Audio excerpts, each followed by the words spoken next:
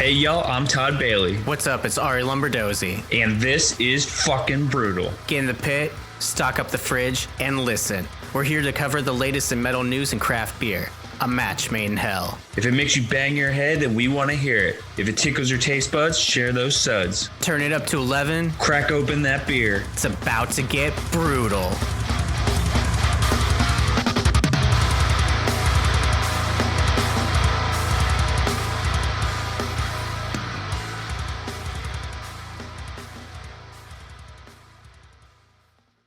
What's good there, Hopwolves? It's your boys, Todd, Arie, and a very special guest that we have today, Mr. Aadam Soorma of Trace Brewing. What's up, guys? How's everyone doing today? Doing good. It's Friday. Yeah, feeling good. Thanks for having me on the show.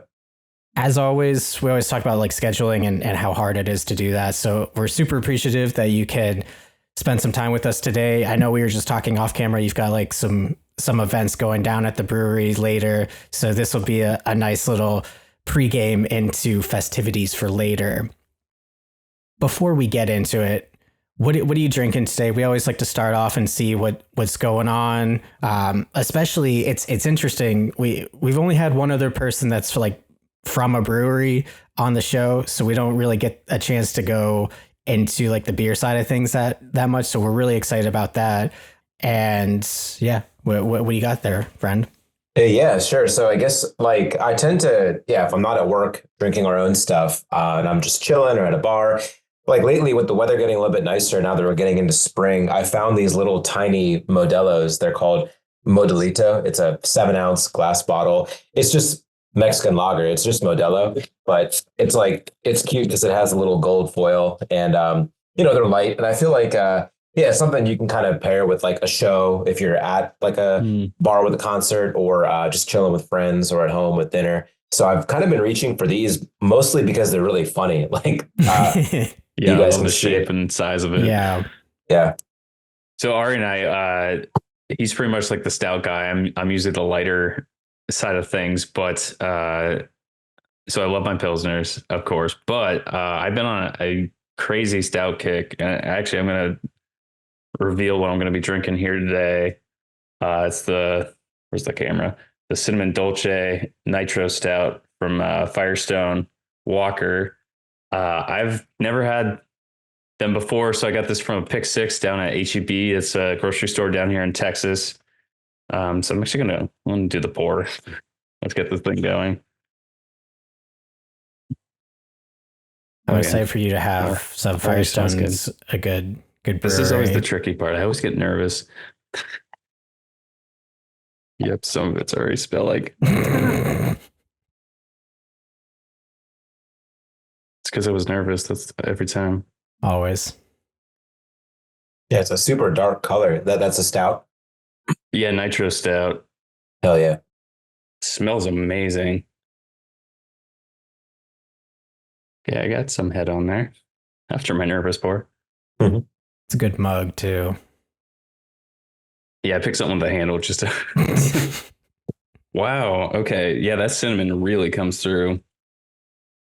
That's awesome. All right. I'm glad I picked this. I had another one in the fridge, but I've had them in the fridge for a while. So I picked the can instead of the bottle. I forget what the bottle is though, but Arie's converting me to the dark side is what I like to say.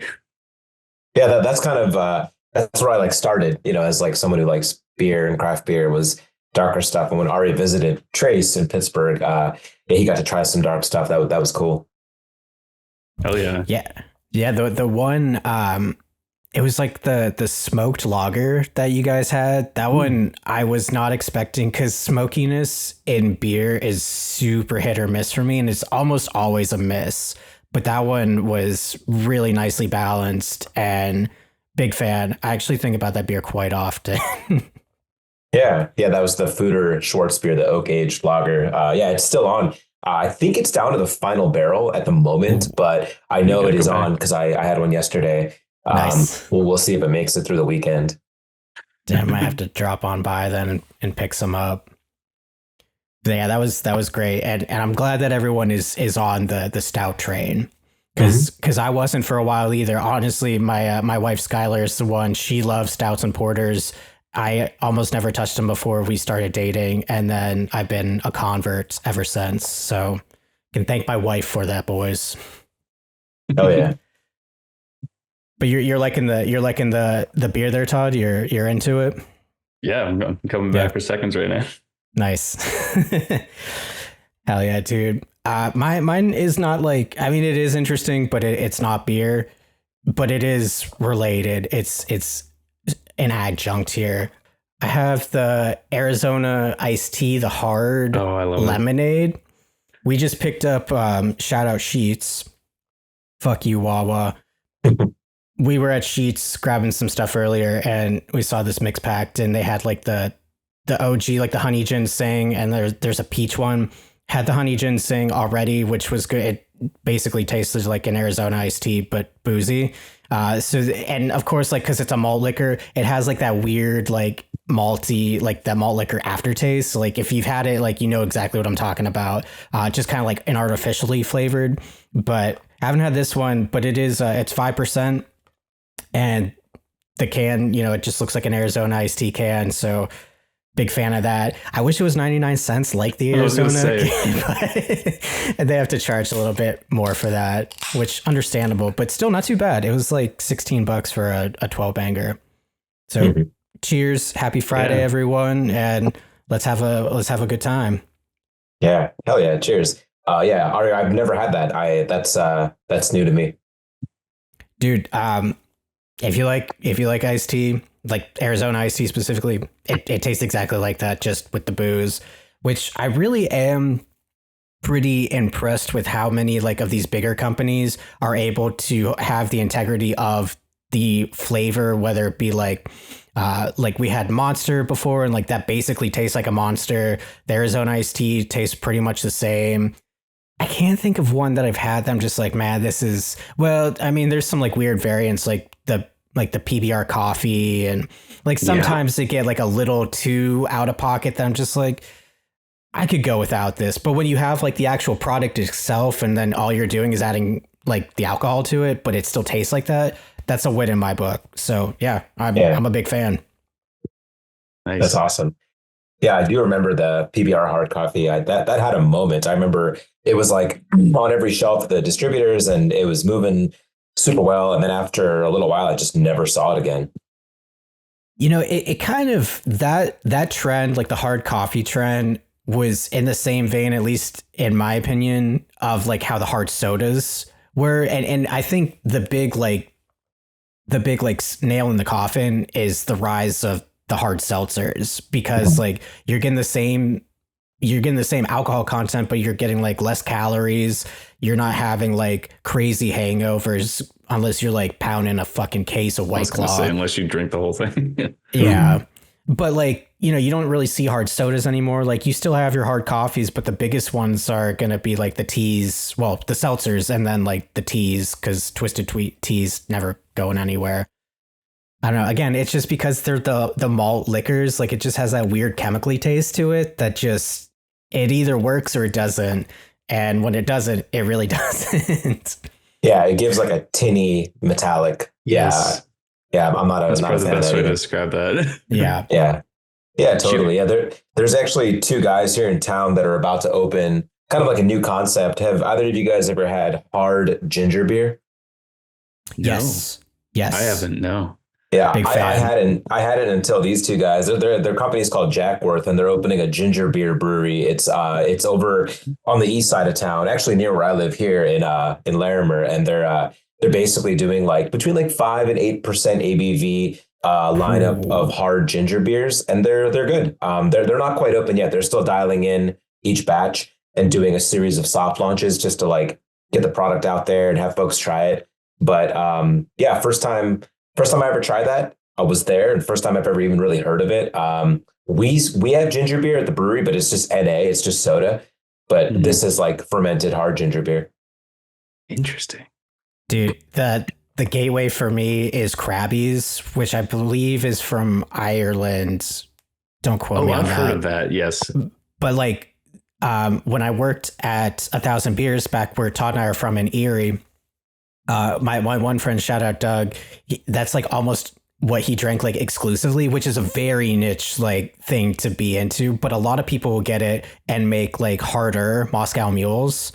And it's just like, if you want like a little bit of an extra kick, the hard ginger beer is the way to go. So that's really cool. I didn't know that, but I would love to try it out here whenever they open up shop. Yeah, it should be super soon. Yeah, they've already began hiring, and I went to their soft launch, saw their bar for the first time. It's a small production space, but the front of house is cute. And I bet give them like a month and a half. I'm sure they're just getting through their final inspections, but the actual, storefront is done. And they had some product that they invited some kind of like industry and industry adjacent friends to come and try it. So some of our staff, like one of our baristas went, I went, and actually our head brewer came too. And we were like, oh, let's give this stuff a try. It's obviously like, I feel like it's kind of hypey and kind of new. So I think they will have a lot of buzz, but I'm so, beer that like anything that's not that, I'm just very unfamiliar. So I have a lot to learn. I'm just going to say, Collab, it's got to happen. Yeah, well, we sold them a sixtel of the beer that Arie had. We sold them a sixtel of the Fuder Schwartz beer because they were like, if people come to the soft launch and they get to try the ginger beer and they want to stick around, they should be able to have something else. So I think like 3 or 4 breweries sold them kegs to put on as guest taps. Awesome. So it isn't like a straight up collab. It's more just like our stuff is on there, and it might happen vice versa once they're distributing. But it was fun when they reached out and we drove it over and we're like, yeah, man, like throw it on. We'll come by, hang out. It's always cool to hear when breweries and even like musicians, like we're always here for like a good collab or like just helping out one another because like you like the product and be like, yeah, I want you to represent us. I want to represent you. And, it's cool shit. And it's not like there's always like a friendly competition for sure. Cause it's still a business, but at the same time, that doesn't mean that you can't do cool things like that and help one another. Mm-hmm. So that's what's up. Yeah. Before we get into it more, so, we're talking about like, I had the pleasure of meeting Aadam in person, which was super rad. That was a couple weeks ago. So Trace Brewing is in Pittsburgh. It's in Bloomfield specifically. Really, really cool spot. I can't wait to go back. Just haven't had a chance to over the last couple weeks. It's been really crazy. But give us a little bit of insight into who you are, Aadam, like what you do at the brewery and just kind of what the brewery is all about. Because again, we're talking about like beer, craft beer, like it's a very, very oversaturated market at this point and it's super competitive. So like, why Trace? What puts you guys above? I always do this. There's a lot of questions in there. So let's just start off with give us some background on yourself and how you got into the industry.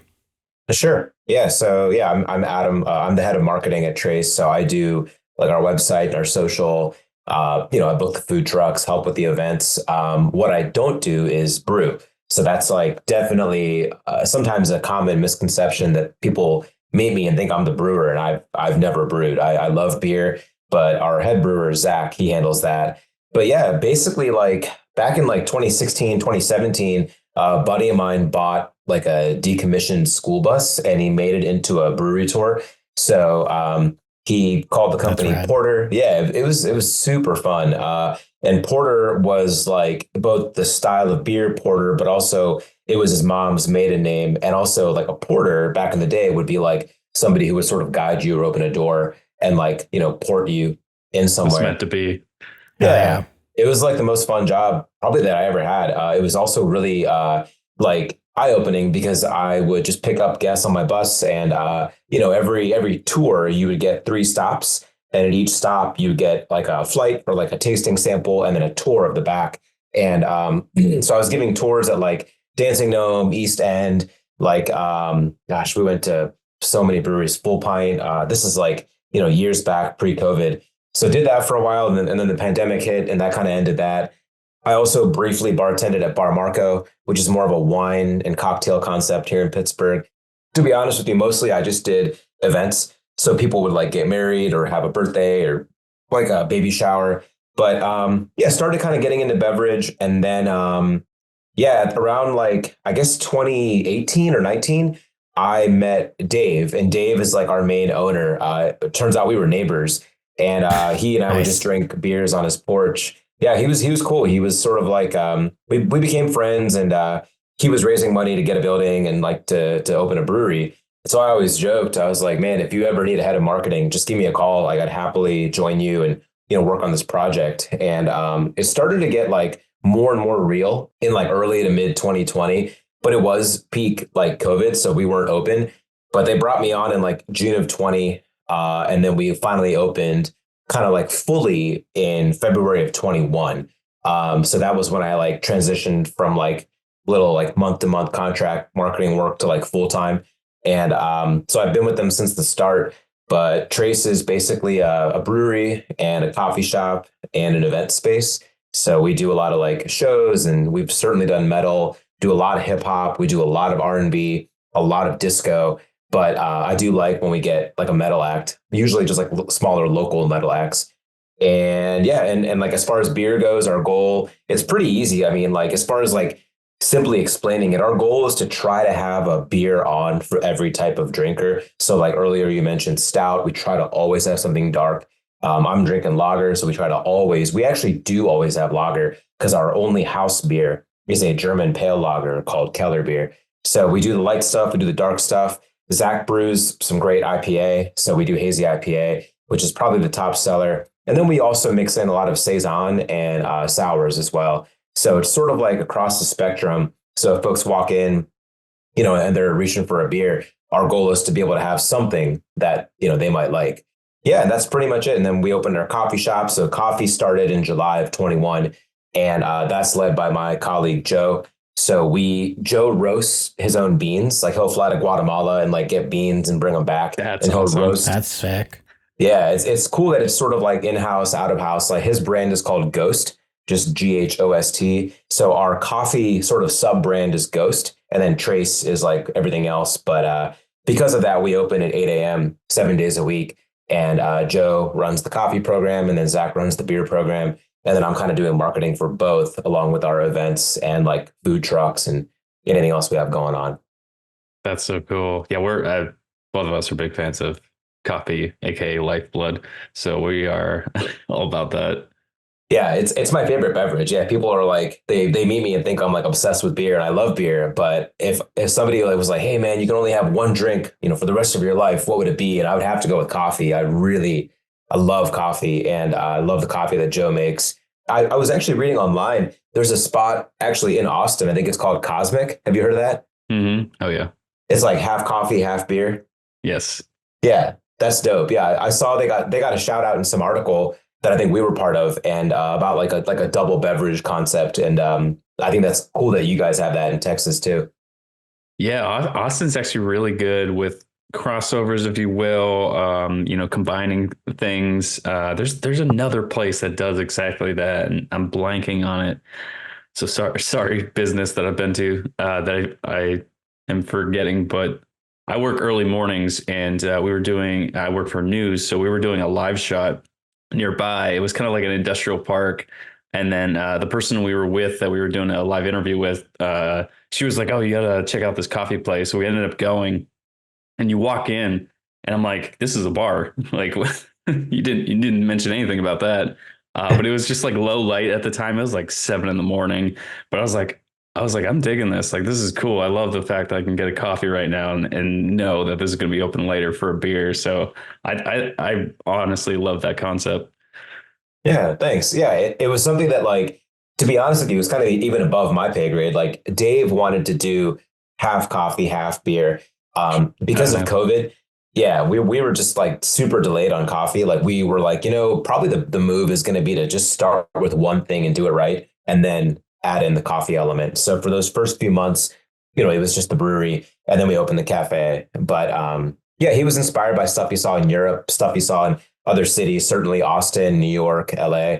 I actually saw one time I was in Nashville, Tennessee, and there's a spot called Pinewood Social, and they're the same way. The space rotates, through the day from a coffee shop, work from home vibe to like a bar to like a bowling alley. They have like a full outdoor beer garden. It's nice. Interesting to see the way that they can attract multiple types of people, you know? Do you ever think down the line you'll have Joe collab on a beer with the coffee that he makes? I was gonna ask that too. Yeah, so we've done a couple of things with them for sure. Yeah, that's a good question. Like dude, one time during Oktoberfest, we took a little bit of our fest beer, which is just a German, kind of a malty sweet German lager. And we took the fest beer, we put it in the fooders, which is an oak tank, which is what Arie tried, the other fooder lager. So it lived in the fooder for about 3 months, and they picked up some of the oak, and then we transferred it out of the fooder, and we filled a cask, like a little firkin. And then Joe lined the cask with oolong tea. So we actually had a tea infused, I guess it was an oolong tea infused fooder aged fest beer, like a total mouthful. And it was very confusing because it, like, the way we would serve it is the cask is like tilted, like it's kind of leaning. Okay. And, we would like sort of tap it, and it's very, very low carb. It's almost flat, but what you're tasting is basically like a tea beer. And that was an idea that Joe and Zach came up with, to like line the cask with the tea leaves and then let it soak up some of that flavor and then serve it pretty much till it kicked. And that was a cool Oktoberfest like moment to see them work together. And they've certainly got other stuff too. I mean, every time we have a new beer that comes out, the first person to taste it is usually always Joe, because Joe has the best palate on the team. Like, he is able to help me write tasting notes. So if the cycle is like Zach makes the beer, Joe makes the coffee, and I'm doing the tweets, we're sort of kind of creating this like cycle to where Joe will try it and smell it and taste it and like talk, and I'm taking notes. And then Zach is also trying it. And that's been an interesting thing to see them work together, because both of their expertise are like within two different beverages, but they both drink both, and they both really love, like, I see Joe slam beers, I see Zach slam coffee. But when we brew a new beer, we have to like write the description that's going to go on the can or the bottle. Usually Joe is the best suited to provide his like thoughts. And I love that, because I don't have the same palate training. I've never done like sensory stuff to that level. So we just leave it to Joe, and then he tells me what he's tasting. I'm just imagining him like blindfolding himself, and then you give him. Yeah, no, I mean, he probably could. Yeah, he does some funny stuff. He'll like pour it into different formats of glassware and, use a spoon and really try to like isolate flavors. Some of the stuff that's more funky, like we did like a Tulsi basil saison that we aged in a white wine barrel. And that's like awesome. That one, it was hard to describe it. Like, how do you describe like, well, we bought some Tulsi basil and then we put it in a wine barrel, and then we took it out of there and we served it in bottles. And Joe was helpful in like coming up with just how to explain that to like someone who just walks in like, what the fuck is this? Does he have like formal training for this, or this is just like something that comes naturally to him? Because I know like they have programs, like whether it be like master taster for coffee or like a sommelier for wine, cicerone. Like, is this something he just kind of came into, or? Like, he's just been working in coffee for like over a decade. And he actually, when we opened the coffee shop at Trace, what was funny was Joe went from being a full-time production roaster to a front of house barista. He actually like transitioned from the back of house to the front of house. Usually people go the other direction. They get sick of people. They get sick of all the silly questions and talking to folks. So they go to the back of house. Joe was the roaster at Convive. And then when we hired him to open our coffee shop, he moved to the front of house. But his training, for sensory, I think is just his experience. He's lived in Austin, he's lived in Washington, he's lived in a bunch of places, and he's only done coffee for, like the better part of a decade. So when he came to us and started roasting his own beans, we were like, dude, we would love to serve your stuff. Let's try to find a frequency and a cadence that makes sense to have enough. The batches that he roasts, he contract roasts. So he just pays like a roaster to use the space, and then he'll tidy up and bag up his stuff and serve it at Trace. But it's cool. He certainly like has just like a lot of experience and training in that realm. But for me personally, I'm really inspired by that. And I just signed up for the WSET, which is like the Wine and Spirits Education Trust.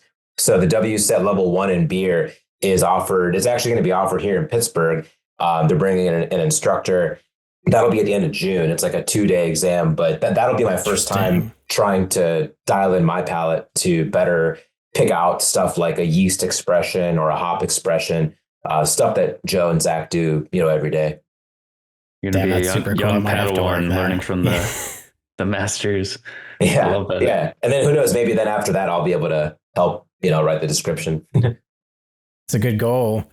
And that it really does like enhance the experience. Like it sounds, one of my favorite terms, hoity toity. But like it really does, like when you have, especially when you're doing like pairings and shit like that, like food pairing with wine, with beer, anything like that. Coffee is the same thing.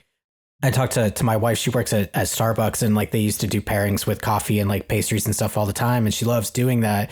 And when you have the right notes for whether you're eating or drinking or anything, it does really like enhance the experience. And again, like that sounds like so posh, but it's really fucking cool. And the people that can do it, incredible. Same thing with like learning music, like a song by ear or something like that. Like to me, like this stuff doesn't make any sense, but like when you see it in action, you're like, dude, what? Come on. Mm-hmm. It's incredible. So yeah, that's cool. I hope that class goes well for you. And I'll be like, Adam wrote this description. Like I can tell it's good stuff. Yeah. I mean, maybe, yeah. Even just for my personal like development in my career, I think it'll help the marketing more than anything. I think that, like Zach's a great brewer. He's got his shit under control and Joe's great. I think for me, it's like when guests come in and have a question, then I can try to answer it and not be too hoity-toity or pretentious, but just like, hey, here's kind of what we're getting out of it. Like the beer that Arie had is a weird one. It's weird to put a black lager in an oak tank. So like we knew off the bat it was going to spur some questions like, oh, what the hell? Like, what is this? It's just really bizarre, so. Hell yeah.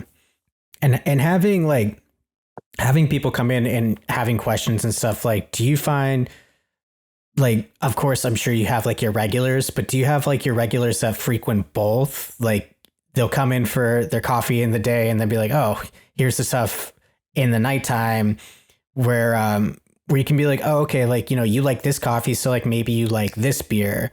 Like, do you have those types of interactions with customers ever? Yeah, like probably I would say every day, because like, we just improved our Wi-Fi infrastructure. So we do get a lot of folks with their laptops and they work from home, or even like newscasters. Newscasters will be on a shoot or on a site. And if they need to drop in to do a quick edit or like drop in to just take a break, hit the restroom, get a coffee or a beer.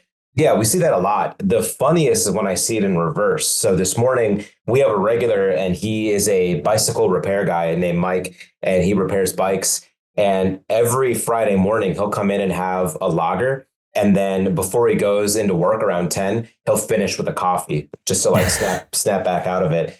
And This morning, my man. Yeah, this morning he started with a Pilsner and then he was like, cool, I'm going to head in and repair some bikes. And then he posted a photo at the bike shop of him repairing a wheel with like spokes with his Trace coffee. So he's kind of in the other direction. Most people, I would say, come in and have a coffee, and then we're serving both beverages. So you can order a beer at 8 a.m. if you want. And yes, people do that for sure. Breakfast of champions. Yeah, for sure. Yeah, especially a stout. I think a stout in the morning, as long as you're okay with like something more boozy, I do like that roasty, flavor. I know. I always, I mean, just by the look of it, it always puts your mind in like, oh, this is a coffee in a way. Yeah. With how rich it is too. Definitely. That's cool that you guys do that though too, because like sometimes like, at least I never really thought about this until I would do some bartending, to be like, people work third shift, and like by the time they're getting off is like when most people are just like starting their day. So then you come in and you have people be like, I want like a Boilermaker or some shit like that. I'd be like, oh, it's like, 8 a.m. Be like, yeah, but I just got done working like 12 hours. So like you're catering to like, I guess it's kind of like in the same vein, or like you never know what like someone's going through type of deal, to be like, oh, okay, I can't judge you for doing this because like I don't know what you're doing, but like also I support it because like I kind of want to be doing the same thing. Like this is fucking rad. Yeah, for sure. Yeah, we're only 2 blocks from Children's Hospital. That's the best indicator of that is the swing shift and the 7P to 7A or 8P to 8A. We get some doctors and nurses And yeah, they're legit getting off work, doing like life-saving stuff. And they want to have a beer at 8 a.m. and then they go to bed. You know, it's we see that Respect. every day. It tends to be, it's funny because on the weekends, it's a different crowd. On the weekends, it's more just people starting their drinking earlier. But on the weekdays, we do get the third shift people coming in after working nights. Yeah, that's awesome. And like we've been talking about, it is such a great combination to have both.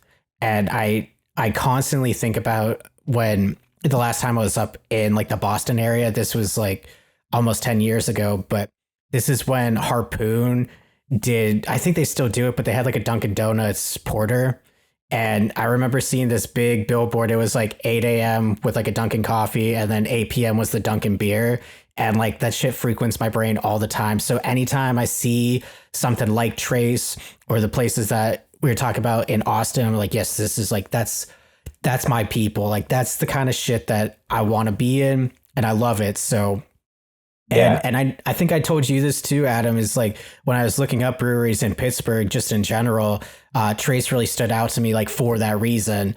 And the fact that like the coffee's called Ghost, to be like, yeah, this is fucking great. Like, it's like kind of spooky. It's like sort of hipster. Like it's a lot of things going on. I was like, this is great. You guys are geniuses.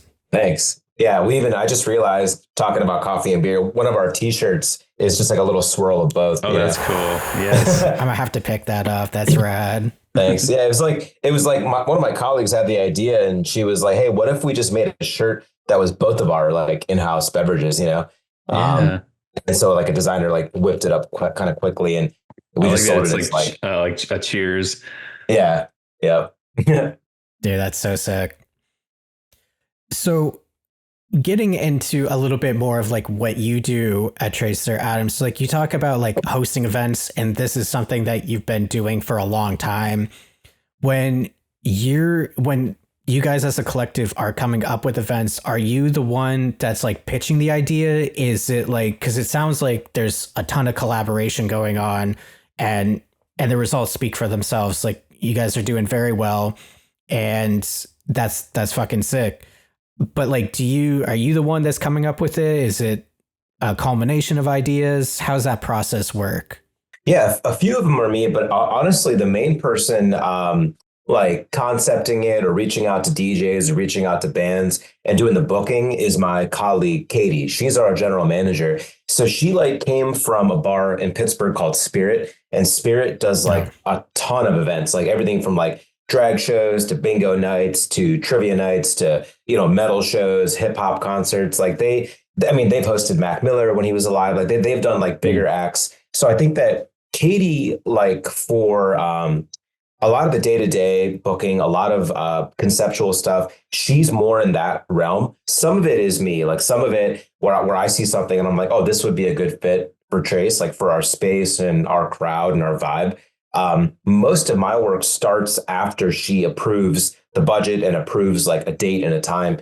Like we were approached by a younger woman. She's Filipino, and she wanted to do a sort of like a Filipino Latin house infused DJ night in May for Asian American Pacific Islander month. So I got the idea from her. Like she and I chatted. I ran it through Katie, got budget, got date, got time, and then it goes back to me for like flyer, promo, and all of that. So it's definitely collaborative. I'm not like front to back, start to finish doing all of it. You know, even something like as simple as tonight, we're just going to do a playthrough of the new Taylor Swift album. A bunch of ladies reached out to us and asked if they could plug in and use the house system. And then we'll just drop down the projector and maybe show some of her music videos. But, you know, for stuff like that, I just work directly with Katie to just support the staff and make sure, you know, if they need a PA, if they need a mic, if they need any kind of like, you know, sound equipment. And if it's a bigger production, we contract some of that out. We have a couple of sound guys we can lean on to run sound properly, because if it's like, for example, like a rock show or metal, we're going to need monitors, we're going to need percussion, we're going to need multiple mics, and like picking up that sound and doing it the right way in a space where there's a lot of stainless steel, like the brewery equipment. It's just a little bit tricky to make sure that, it sounds good for the guests. So yeah, some of it's me, some of it's Katie. And then the bigger stuff, we crew up and bring on more folks to just like make sure we get it right. I love that you're going those lengths because I know artists and bands appreciate that on the back end. Yeah, totally. Thanks. Yeah. And the other cool thing is every single event we do is free. Everything is free and open to the public. So we pay the artists out of a budget. So it's never ticketed. It's never a door charge. It's never a cover. All of them are free and open to the public. And most of them are actually all ages too. But that was something we decided upon because we're like not really like a venue. Like we're just like a brewery tap room that happens to have a lot of events. So like, for example, last Sunday we had an outdoor disco. And the disco DJ, he gets paid, from our budget. But as far as like the sound and the crowd and the vibe, we have all that pretty dialed in. We just didn't want to charge folks because it just felt like just kind of icky. The only event that we've ever done that's ticketed is just our monthly drag brunch. But that's because the drag queens actually, that's their like company. Like they like do that for a living. So the reason it's ticketed is because we switch from bar service to table service, and we kind of create a floor plan and go around and take orders and just do a different style of service. And then once it sells out, we know it's sold out. So it's like 2 tops, 4 tops, 6 tops. That way you and your homies, if you want to enjoy the show, you can just buy the table. But besides that, yeah, we want to keep it all free. That was honestly Katie's idea, and I support it. It's cool. It's cool that artists are willing to work with us and work within our budget to get them paid. No artist is ever going to play a set or do something at Trace and not leave at least with some cash, That's what's up. That's awesome. And that goes back to just what we were talking about before, like having collaborations and helping out one another to really lift up whatever it is, like whatever your art form is, whatever that be, beer, coffee, drag, DJs, anything like that. That's really fucking cool.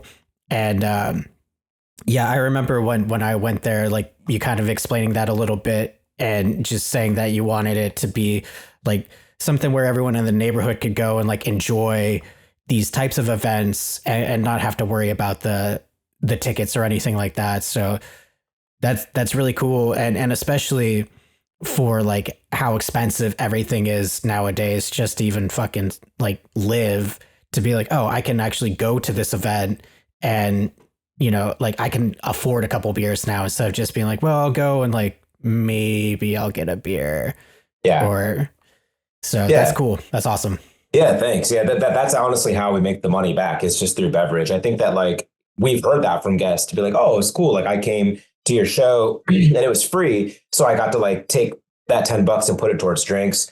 And we appreciate that. That's definitely it's all circular. But like it's funny because one event that we just cannot seem to pull off is stand-up comedy. Stand-up comedy is so hard to do right because it takes over the whole space.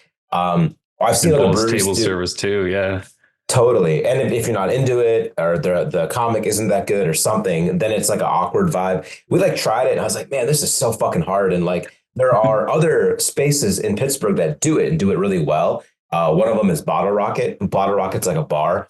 And they have a space in the rear that is so optimized for comedy, like seating arrangement and the audio and the screen. But as far as like us, like I always like I'm trying to like go out to other breweries and bars and just kind of like, research, explore, have some drinks, see what they're doing. And I saw there was a brewery in Lawrenceville doing stand-up comedy. And I was like, man, I kudos to them because like we just could not figure that one out. We tried it. And it failed. And we were like, all right, that's what we don't do, I mean, that's an important thing to learn instead of like just trying to keep hammering it and be like, well, maybe we'll get it. Maybe we'll get it. And then every time you're like, dude, this is just painful for everyone. Oh, yeah. Yeah. Guests, staff, everybody. Yeah, for sure.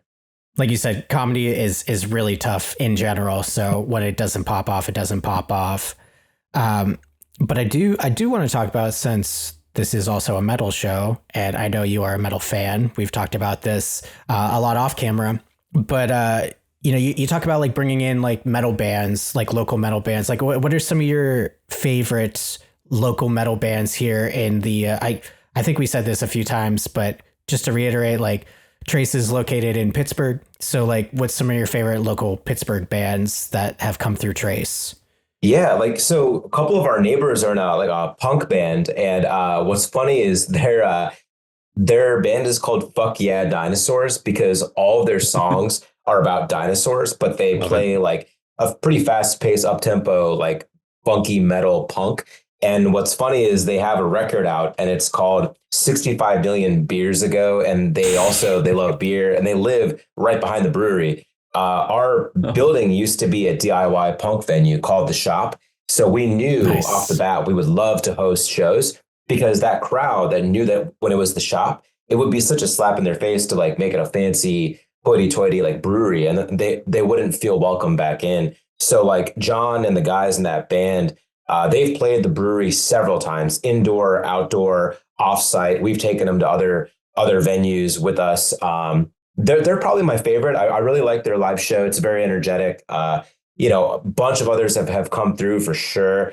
I feel like another one that I really like that is also a little bit more, I don't want to say jam band, but kind of funky with a lot of like delay and echo effects. They're called DPIS, Different Places in Space.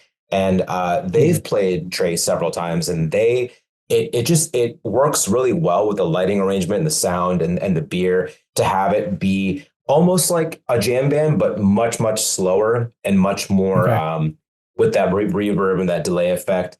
That's just like two examples, but they're local and we love having them. And both of them have been like bands that have played the brewery multiple times for sure. Yeah, that's what's up, dude. It is like really cool being in the brewery because like of how intimate the space is. So like I know like Todd and I talk about this a lot on the show, but like having that like smaller venue and being able to like be there, like you're like with the band basically. Like it's not like there's not a some disconnect. faraway stage. Yeah. Yeah. And that's why like these smaller venues are just like the way to see a lot of these types of bands, and a huge plus when you have very tasty beverages at hand. And don't get me wrong, I love going to shows and pounding PBRs, no doubt. But if I could have something, like an IPA or, like a good lager or something like that, fuck yeah, that just makes the experience like even better.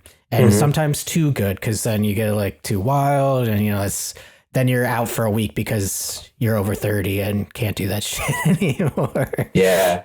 No, totally. Yeah. We like back in the winter, man, we had a metal, like a screamo metal band called Snarling Dogs play, and a mosh pit formed. And what was funny was like people were pretty chill. I mean, I think it's like understood that if you go to like a metal show, you might see some moshing, but this dude moshed so hard that he moshed through the merch rack and broke the thermostat for the brewery. And then so the show ends and everyone goes home. And the next morning, Joe's coming in to open the coffee shop and it's fucking freezing inside. This was in the winter. And I was like, man, what happened? And I'm looking back and I'm like, oh my God, the mosh dude like fucking took out the thermostat and we had to call HVAC and get them in. And it was just a result of like having a really awesome metal show. And you're so amongst it that when the bands play on the floor, they're right at eye level. They're right with you. You can reach out and touch them quite literally. And the Snarling Dogs lead singer is super energetic and he's running all around, and just getting the people riled up. And that was like, wow, man, like I've seen a lot of interesting things happen at Trace. I've never seen someone mosh right into the thermostat and bust it, Yeah, we've heard of crowd killing, but not AC killing. Yeah. Yeah, for sure. And it just happened to be the dead of winter. And we're like trying to figure this out. Like, man, we just can't get the heat to work. But it's like the thermostat was broke. So the dude came out and replaced the interface. And he was like, yeah, I've seen a lot of stuff, but I haven't seen that one yet. First time for everything. Those Snarling Dogs showed no mercy. Yeah. Hell yeah, dude. So as far as like metal itself goes, what is your personal preference? Like what are some of the bands that you grew up with? Like what are your go-tos like when you're working, trying to come up with these events and get all the logistics and stuff going down? Like what's bumping either over the intercom or in your headset? Take us down. I always joke with my team that my taste in music is sort of from the middle of 2001 till about the end of 2001. So like I really like, I love System of a Down, and new metal in general has been a mainstay in my life. It probably will be forever. So with System, I love their whole catalog. I also really love Slipknot. I think I was telling Arie that they're going through a lot of changes right now, but as far as like their overall discography, like, you know, nothing will ever recreate Iowa, which was their '01 drop, but that anger and just the total like I don't know, chaos, I guess, in the band at that era, with Joey still in the band and stuff. And I like their newer stuff too, but definitely Slipknot. And then I would say the third one I would say is probably Tool. I do like Tool. I think a lot of Tool fans get a bad rep because they're like, I don't know, weird and nerdy, but like I really get down to Tool. I remember when they dropped Fear Inoculum, I had to take a day off. I was like, I need a day off. I need to just like go home and listen to this. That's how long it takes to listen to the. Yeah, I know. It was 13 years, man. I mean, they took 13 years between albums. So, I would say those three come to mind as like the top three for me. Definitely like a lot of metal, prog metal, a little bit of doom and sludge metal. But I was going to say the other one I'd add would probably be Metallica. Like I really like the classics. Yeah. It's nice to see them still doing their thing. I saw them live at the baseball park here at PNC Park in 2022. That was my first time seeing Metallica live, and that was like such a cool experience. I'd wanted to see them live my whole life, man. Like they came through my hometown, like Akron, Cleveland. You know, they played Ohio, they played Pittsburgh. I always missed them, and then I finally like got a ticket to go see them live, and I was like, cool, like. Either them or me, someone's going to die first. And, I just want to make sure I like get it in. I know Arie, he's been revisiting St. Anger. Where do you, what side of the line do you fall on with St. Anger? I'm not crazy about that album. It's like, it's the one that everyone always dogs on. It's easy to, yeah. Yeah. Unfortunately, maybe, but to be fair to Arie, I will go back and give it a proper listen, maybe when I'm working, because I always skip over that shit. I'm like understandable. Pre and post, No, that's totally fair. I was telling Todd, I got like really high the other day and listened to St. Anger, and I was just having a time. Whereas I was like, yeah, the snare is bad, but like I can look past that because like at this point it's just like ironically iconic how bad it is. Yes. I'm like the issue for me is that James's lyrics are some of the worst in Metallica's history, and I understand that there is a lot of shit going on, but really who I blame is Bob Rock for producing and letting that shit go, dude. I was just having like all these crazy thoughts, be like, man, maybe this wasn't the move. See, my opinion, and I've discussed this with Arie, is like they're so big now, is they can go back and fix the album along with And Justice for All. They can add the bass. They can do it, but they refuse to. Yeah, it's like time stamped. Yeah, when they played live, they in the middle of their set, it was kind of quiet. They were Kirk was switching out guitars. And James got on the mic and was like, yeah, this next song is from an album that everyone really loves. It's called St. Anger. And they only played one song off of that whole record and then went right back to the good stuff. Like the good stuff, stuff that I like. But it was super funny because even the crowd was kind of like laughing because it was a lot of older dudes, like much older than me, that like has been following them since the 80s. And they were even like, well, I think it's a good time to go to the bathroom or like get a beer. Like they were like not having it. That no one likes St. Anger. But like I will, to your point, Arie, I'll give it a spin because maybe I'm falling into the trap of just like doing what society tells me to and like hate on St. Anger. I should give it a fair run. I know that fist on the album cover is pretty much Arthur's fist. Yeah. Internet memes. It's people having animosity towards it. Yeah, for sure. But I think another thing too, Adam, like going into it again is like, there's some riffs that are like heavy. And that I totally forgot about. And I'm like, this doesn't even sound like Metallica. I mean, the whole thing really doesn't sound like Metallica, to be fair.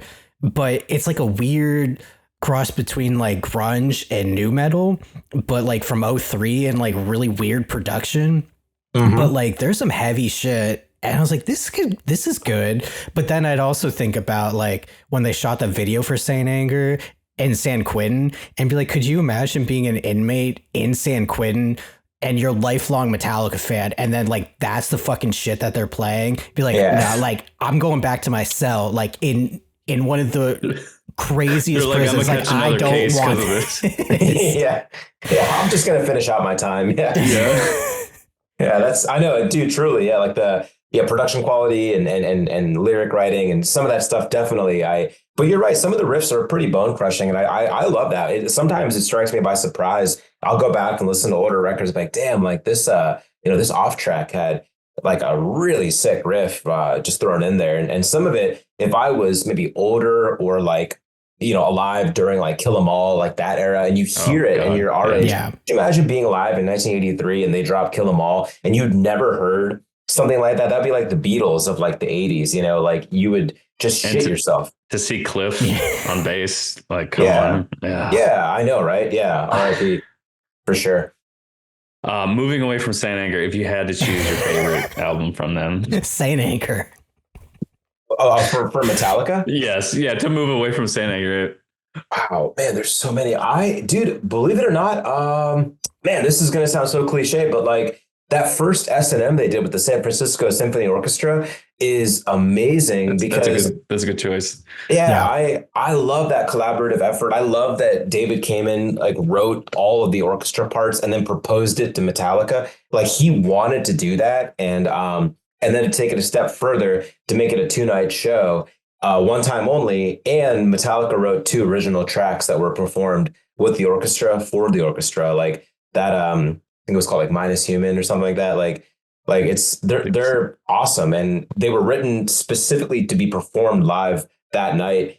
And they can't really ever do it again, because it's with the orchestra. But that album is awesome. And I always like to go back to that one for sure. I like Master of Puppets. I like the Black Album. There's a lot. Some of it's good, like highway driving music, because it's like longer tracks and stuff. But I would say if I had to pick one, man, that OG S&M, like the stories that have come out of that, like the videos that have come out of that, the fans, like, you have people like fist pumping and like jumping in a orchestra pit. You know what I mean? Like it's just really like a mishmash in the mind. But I love hearing that and really trying to appreciate the full mix. Like to Arie's point, like if you go back and listen to the French horns and the trombones and some of the timpani and like when those elements come through and you're like, wow, like this one conductor was like, I'm going to try something like really different and actually do it not just as like overlay the track or dub the track over. I'm going to actually write original parts for like 75 fucking instruments. I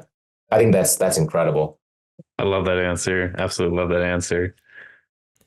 Yeah, incredible, dude. I have very fond memories of that album. Like actually my dad bought my mom that for Christmas, like what was that, like 02 or something? I think it was in 99 when that happened. So like somewhere there. Anyway, like as a family, like listening to S&M on Christmas Day, always in my brain. So I'm here for it. Cool. Yeah. Do you guys have a favorite? I know Arie's is Saint Anger. What's your favorite, Todd? Absolutely. I think if I had to choose, it would probably be Master of Puppets. There's too many good. Really, the whole album is dude, it's unskippable. Saint Anger. Like, let's cut the shit, dude. No, it's Saint Anger too. Yeah, I might be the only person. I liked Load and Reload. I mean, I know that was like mid 90s shit, like 90s. Yeah, I think they're fun. Yeah, I think they're fun great. too. Yeah, it was fun to hear. I mean, the radio tracks that came out of those, like hearing like like King Nothing and hearing like Unforgiven 2 and like those were mainstays. And that, I guess that would have been like what, 96? Is that right? 95, 96, somewhere in there. Somewhere around there. Yeah. I like those 2 albums. Yeah. I remember, being old enough to appreciate them and to hear like getting into school and like the high school age guys that were older than me that were like, oh yeah, like we're going to catch them live. Like they're touring on the Reload, record. And I was like so jealous because like, oh my God, like I'd love to be there, but I'm 9. Damn it, he needs to be there. No, there's a lot. Like, I mean, to everyone's point, like it's hard to get past basically like the first 4 albums. I mean, Black Album is rather divisive, but you either love it or you hate it. And we were talking about this. I think it was last episode with like, oh my God, why am I blanking? With Converge, where it's like you're either like pre-Jane Doe or like post-Jane Doe fan. And I feel like it's the same thing with Metallica. It's like either pre-Black or post-Black album Metallica. And there's like, I don't know, it is cool like seeing like as a generational thing to be like, oh, okay, like, you know, your first exposure to the Black album was like when you were 9, or like now it's like 9, but you have like older siblings that are like, no, dude, like this fucked like back then, and now like this is trash type of deal. Mm-hmm. So it's always a cool dichotomy to see like where the tastes lie as like you get older and you see like a new generation coming up. Mm-hmm. Yeah, definitely. Yeah, especially with Gen Z getting into new metal now, it's fun to see them get into it. And not even like jokingly, the new resurgence. Like they're going back and listening to Linkin Park, and they're going back and they're bringing back Limp Bizkit, and they're doing this stuff. Both like it's kind of funny, but they're paying to go see them live and going to shows. Like they're going to kill it on the tour circuit this summer. It's amazing to see that Gen Z. They're not drinking beer, but they are into new metal. We'll take it. Yeah. We'll take it. But yeah, that is really very funny to see like how ironically a lot of bands come up nowadays, like Limp Bizkit. Like, yeah, they were always big back in the day, but a lot of the times it was like a joke, or like you were either like really into them or you ironically liked them. And now it's just like they're like a legacy band, which is so bizarre to say that like Limp Bizkit is a legacy band. Mm-hmm. And I mean, rightfully so. Like we're huge Limp Bizkit fans. It. Yeah, they're leaning into it, and I love it. Yeah, definitely. Oh my God, that we don't have time to discuss Limp Bizkit. That's way too much to discuss. I do want to. This has been an incredible conversation there, Adam. We are going to wrap it up. I do have one more question for you before we give you the opportunity to get some plugins and everything like that. So you're approached by a band to do a collab, beer or coffee or both. What band would you like to collab with for a product from Trace? Oh man. I mean, I guess just speaking for myself, gosh, I've always had this vision in my mind that like I recently really got into Ghost, like the Swedish metal band. I think it's funny that they are a little bit like opera thematic. They wear the costumes and the masks and the hidden identities. And I love their stuff. I really love the performance of it. I was at a concert in 2019, and one of the bands actually had to cancel. It was The Prodigy, like because the lead singer died. And it was the Rock on the Range festival in Columbus, and the band that substituted was Ghost, and it was like, oh my God, it blew everyone away. Since then, I've kind of been like listening to them, getting more into them, going back and listening through some of their older stuff, and up to the present. And I told Joe, who leads Ghost, our coffee, I was like, dude, there's this Swedish metal band that I really love that shares your name. They're called Ghost.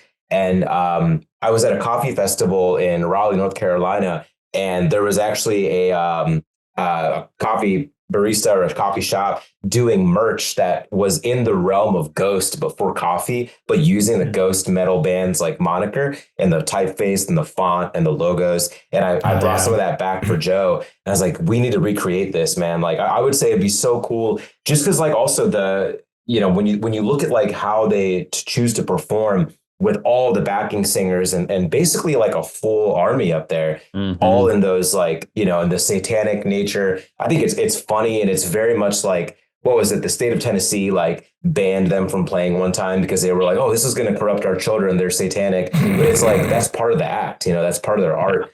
I think it'd be sick if we did a 3-way with Ghost, with like Ghost, our coffee, Ghost, the metal band, and then with our beer to do something together. That would like be like a dream come true. Just for me, that's just like selfishly like my ego. I don't know if everyone's into Ghost, because we had a barista who worked with us about a year ago. He just moved to Chicago, but he was like, man, I fucking hate Ghost. They're just ripping off of Kiss. They're just like, they're totally not original. And I was like, man, like I respect your opinion, but like I thought you would be into them because like he's into so much metal and he's just is like very, very anti-Ghost. We would be on shift together and he would let me take over the Spotify and I would get one track and then he'd go back to his music. Ghost every time. Mm-hmm. No, that'd be sick, dude. That's a great answer. And I don't know, Ghost, I'm sure you're listening. So like, let's make it happen. Yeah. I end up Ghost is going to listen and then they're going to DM the band. Yeah. That's how it's going to happen. Oh yeah, that'd be awesome. Yeah, I really dig their tone too. In the newest record, like I've listened to that several times, and it's so cool to hear that particular tone of guitar in like 2023 and 2024. You know, it totally feels like a throwback. My personal favorite is I think it's Prequel or something like that, where it's about the bubonic plague and all that. That's probably their best front to back album. Yeah, they nailed the theme and everything from the album art to just the noises you hear in the background. Like, yeah, I like that one a lot. I love the music video for Rats. I don't know if you guys have seen it. I love that they have him literally perform what looks like ballet. That it's so like the dark, sort of the choice to shoot at night and the choice to like light it the way that they did, and that ending sequence, like that is so beautifully done. Whoever produced and directed that music video, like I'd love to show it to people, even if you're not into like mice or rats, but just the dancing and the way that they chose to like shoot that. I was like, yo, this probably took like weeks, if not months of effort to get it right, to have him actually performing like a ballet number, you know? See, they're gonna hear this praise. And they're gonna be like, let's get this done. They're gonna come to Trace and reenact that music video. Rats. That'd be and then dream. break your thermostat. Yeah.